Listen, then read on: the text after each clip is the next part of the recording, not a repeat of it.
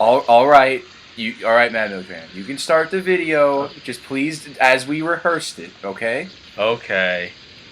Hello, America. This is Med Military Man reporting back in once again. Welcome back to another episode of the Bickering Gamers. All right, it's good enough. You added in the chunk in the beginning, but I'll take the rest. Yeah, so Dragon 9 here. Dragon 223. Let's start this shit. Yes. Right, today's topic is going to be MMOs. That means mass multiplayer online. Yes, thank you. Yeah, it's been a while since we talked about a genre. I really like doing that. So today we're going to talk about mass media. And mass media online is not really so much of a genre as it is a pseudo-genre, I would say. Because they try to mix... Yes, quite indeed. Yeah, because... The basic idea is it's a game that's only meant for online players to interact with in one world. I don't know. And, you know, people try to make it with different types of things. But honestly, so far it's only really worked with RPGs. People try first-person shooters and whatnot, but mainly the MMO crowd's all about the RPGs. And yeah. Even Final Fantasy gave that a look into, which pissed off the whole fan base for not telling them about it. And Staple. Yeah. Yeah, but I don't really think they're that good, you know. I don't know what the hype is. Yeah. Well, you know, if you like playing, if you're, it's really more for PC gamers because it's not something that translates that well on a console, at least from my experience. Because you know, when I was a kid, you started out with the RuneScape. Everyone played RuneScape, and then and then everyone became WoW's World of Warcraft, and then Elder Scrolls came out, and it just became a huge thing, you know. Yeah. The idea is online multiplayer is getting really massive, and some developers wanted to make online games primarily for that reason. They wanted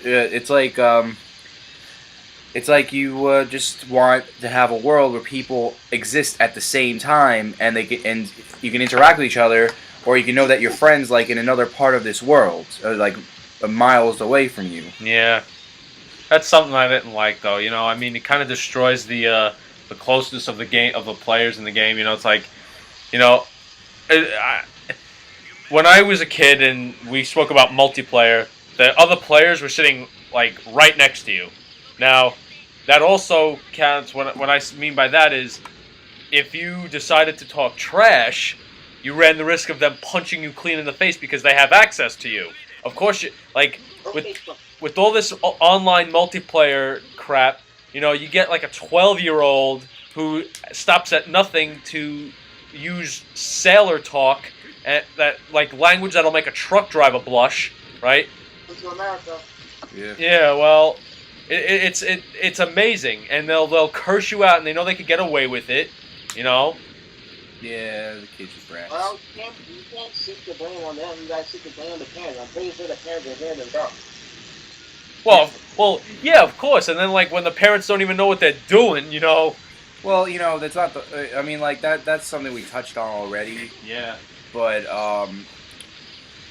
those kids, it's like. It's not even just young people that would be a problem in an online world. It would also be just any immature asshole. And a lot of people just like to make lives more difficult. Like, a lot of people just have to express who they are and just get as much attention as possible, like being such a jerk. It's like I said before, the annoying people are always the most vocal. Yeah. And even though they're always a lesser percentage, it always seems like they're the highest percentage. Because they're just the most vocal, because they get the most attention.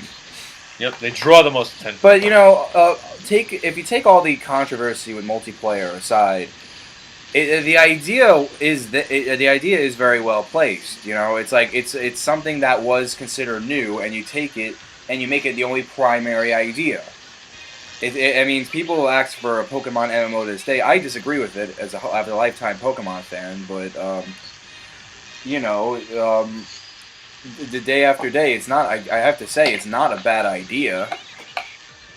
And it's like it happened with Final Fantasy too. They did that on an actual. It wasn't even Final Fantasy the MMO or anything like that. It was I forgot what number it was, but it was actually a mainstream numbered Final Fantasy, and that pissed people off because they weren't expecting that. They should have said something. Evan. Yeah. Sounds like 7. Sounds like a robot's farting. Yeah. Those sparks of electricity come out its asshole. You know?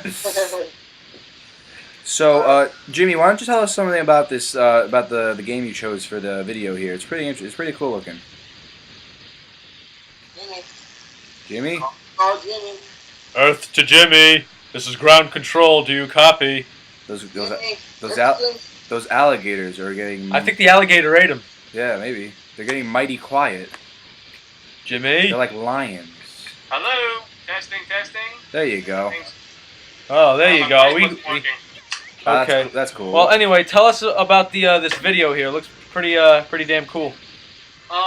The game I picked was Phantasy Star Online, which was released in I believe like last year of September or August. I don't remember because I just started playing it in November.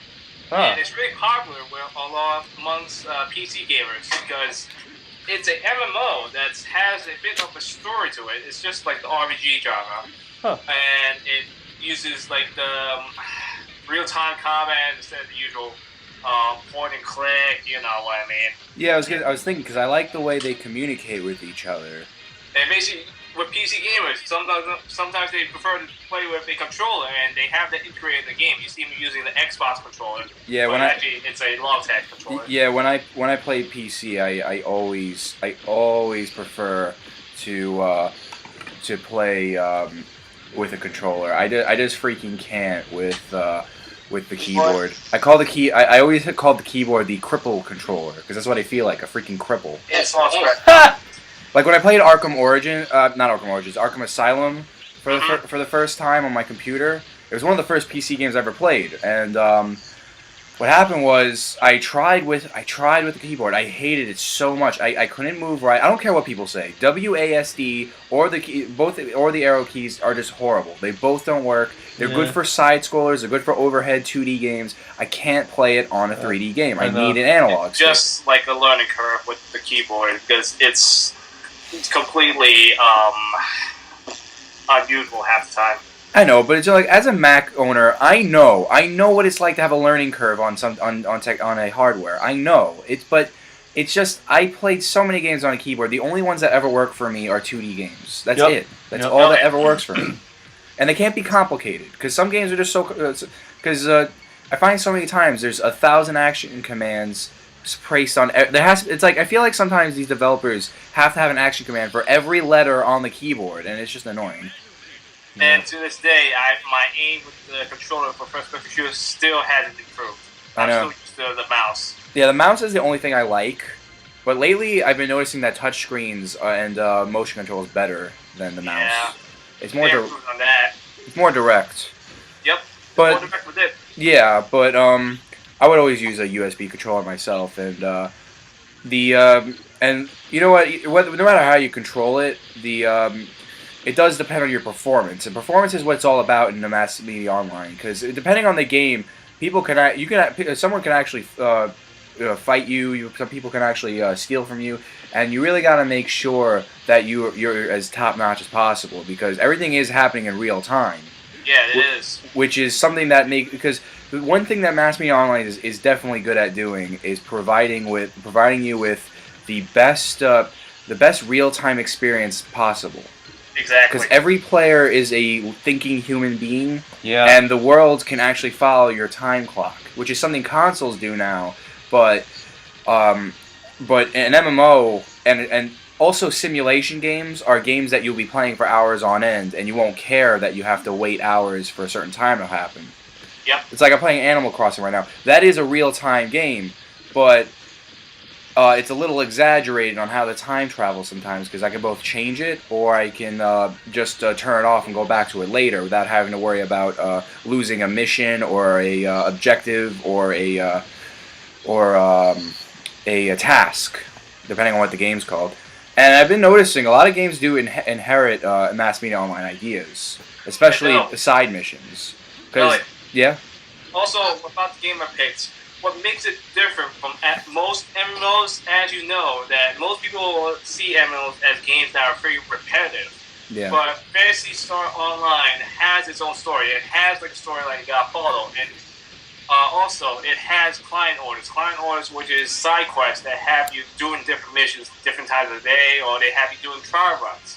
Right. Also, the game will have sometimes on the time period on Twitter, they have a e-quest, which is an emergency quest that only lasts like about half an hour on different times of the day, which brings in a new perspective to the gameplay, where you have like a mission that takes you to an area you didn't visit before, and you can try to have a boss to fight, or you can try to hunt for rare weapons in that stage. And if you don't make it to the e-quest on time, you don't get to play it you can't play the actual stage until it pops up again.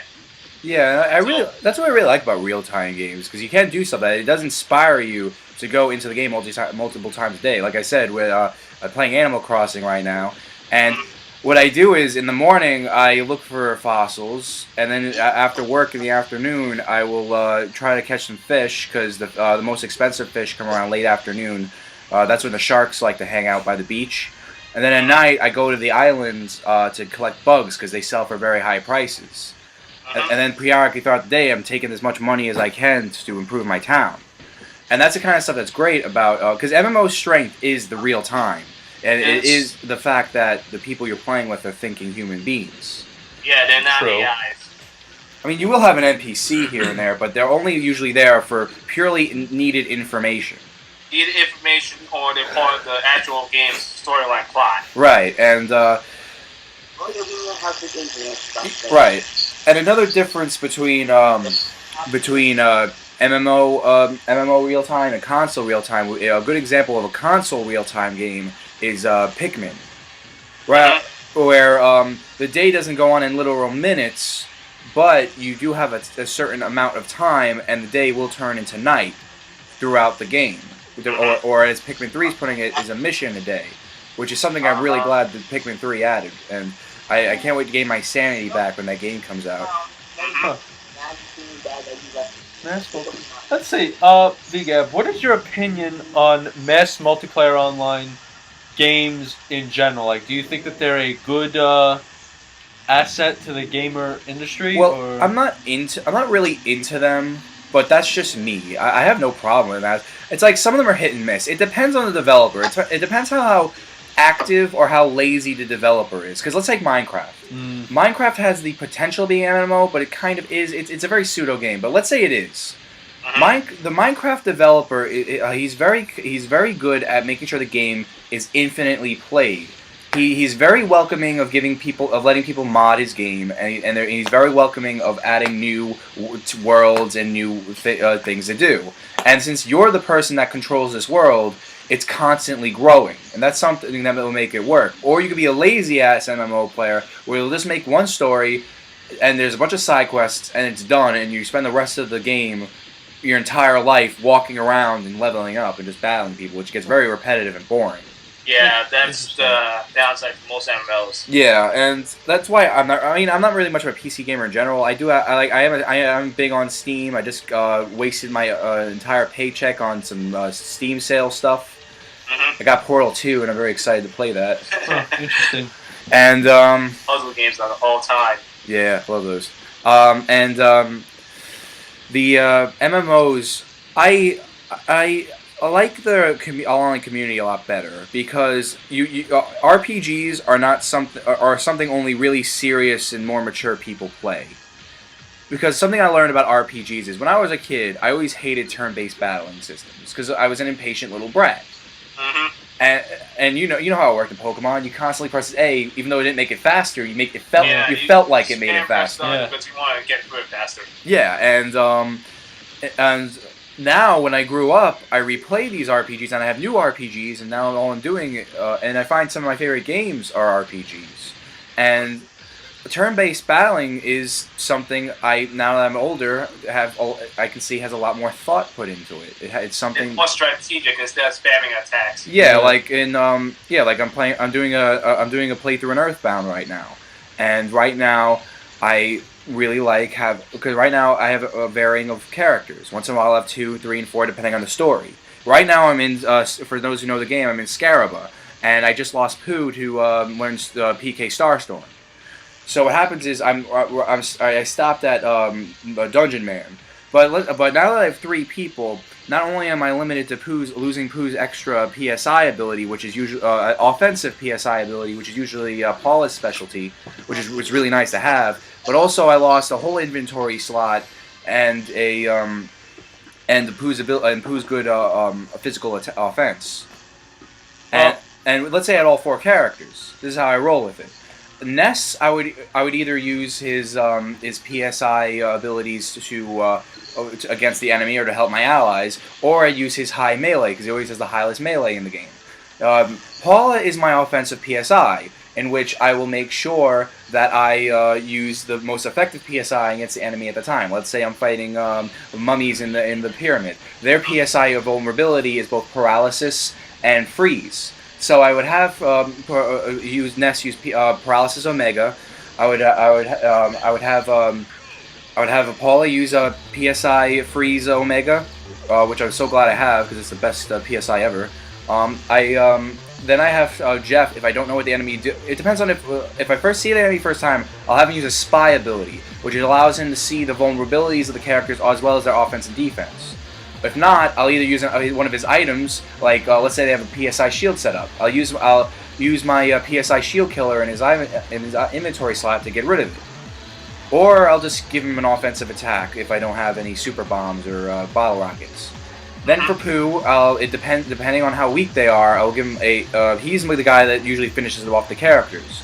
So I'll either use a melee attack if they don't have a lot of HP or defense, or I would use another, in this case, PSI freeze. And that's the kind of stuff you can think of in turret-based battling. Yeah. After that really long segment there of explaining that, that goes back to MMOs, where that's why you usually see more mature and more serious people play these kind of games, and that's why I'm not really against that's why I think it's a much better community online. Shadow Draco, what about you? Do you think how do you see the MMO genre, if you will? How do you see that?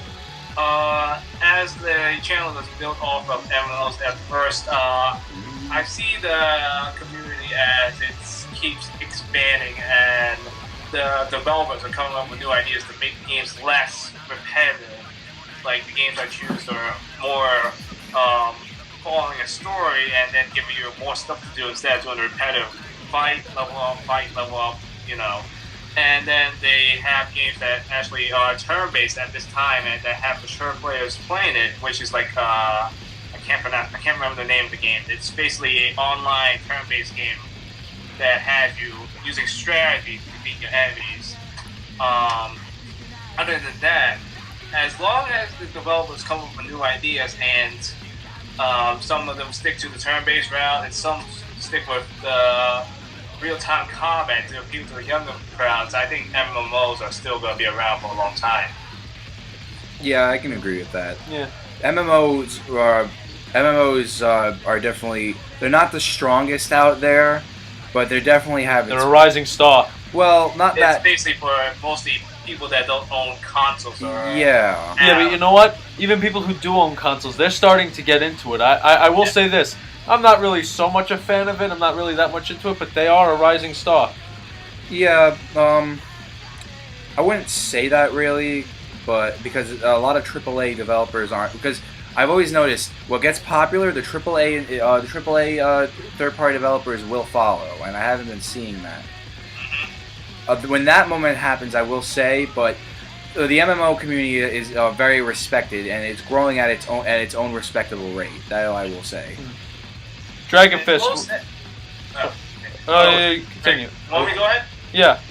And most MMOs I've seen that are pretty popular, the ones that are imported from, let's say, the one of them is called L-Sword, and currently the North American company is called Killer Combo, but it was ported from South Korea. It was popular in South Korea, and basically that game has an add-in called the Stamina Bar. Because in South Korea there's a problem because there's like a MMO gaming addict problem in that area. Yeah. Yeah, So and- they kept that bar, so they have players not sitting on the computer for hours on end. Because if they do too many dungeons, the stamina bar runs out and they can't play anymore. That's Yeah. clever. Yeah, wow. That's And- a little added. Word, man. That is another problem of MMOs, why they'll never go worldwide. It depends on the country's internet connection. Yeah. Yeah. But with that, we're out of time right now. So well, we got a few seconds, but that's just long enough to get done with our exit outro thing, because Yeah. that always takes forever. And I'm gonna pad this just a little longer.